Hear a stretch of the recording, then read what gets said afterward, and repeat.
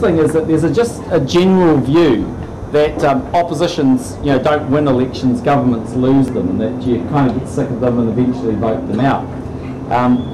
I sort of sometimes describe it a bit like sort of Desperate Housewives. As much as you might love the show, even after the third series, you're sick of it anyway. So eventually, you kind of get to that view. But I just sort of don't take the view that that's the right way to approach this current Labour government for two reasons. I think firstly, Helen Clark, as much as we might love or loathe her, is a pretty astute politician, and she's not about to give up in a hurry.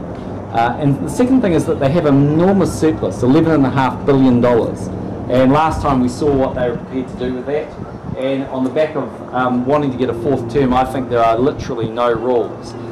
So my own personal view is if you think it was a big lolly scramble in 2005, 2008 will be huge. So I think we've actually got to win the election and take that approach every day. It's an 18-month campaign. To give you an idea of how rattled they are, just to put it in perspective, yesterday I did an interview on, I must have done it on Thursday night, but anyway, I did an interview on Radio New Zealand, and Jane Patterson was interviewing me, and I must have said something like the next national government will do X, Y, Z. Clark's office rang Radio New Zealand on Friday because they introduced the story as the next national government will do X, Y, and Z, and just yelled at them for 10 minutes for saying that. And it's pretty bad. It's actually happening everywhere. They rang the Herald and complained at the number of photos they're using of me in the paper.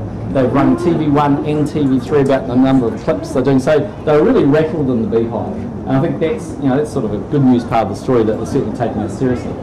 But nevertheless, I think we've got to win. And my personal view is the way you win is actually on a good news story. I think Kiwis actually want to vote for something positive. They actually don't want the negative stuff. So what the basic strategy is this, which is the front bench's job, in my view, is the caucus's job is to go after the people that they shadow in the House, and while they're doing that, they've obviously got to oppose the things that they don't agree with, but they've equally got to spend their time working on policies that we think are the right policies for the country. And from time to time, just as a sheer function of my job, you're going to see me go in and use the sort of position I've got as the leader to add some gravitas to those sort of arguments that we have. And this week we were doing that in relation to corrections and what we think has been a pretty atrocious, I've got to say, management of the corrections department. But I think along the way we want to have our own agenda. That was why we started with the underclass speech. That's a good one, isn't it? All right, so it's a celebration. By the time St. Patrick's Day is finished, you're just leading the charge, which is what we're trying to do. But basically the bottom line is we want to have a series of things which by the time we get to the election, the public will say, yep, I understand what National stands for, I understand what New Zealand will look like if we vote for these people, and I understand why it's worth it.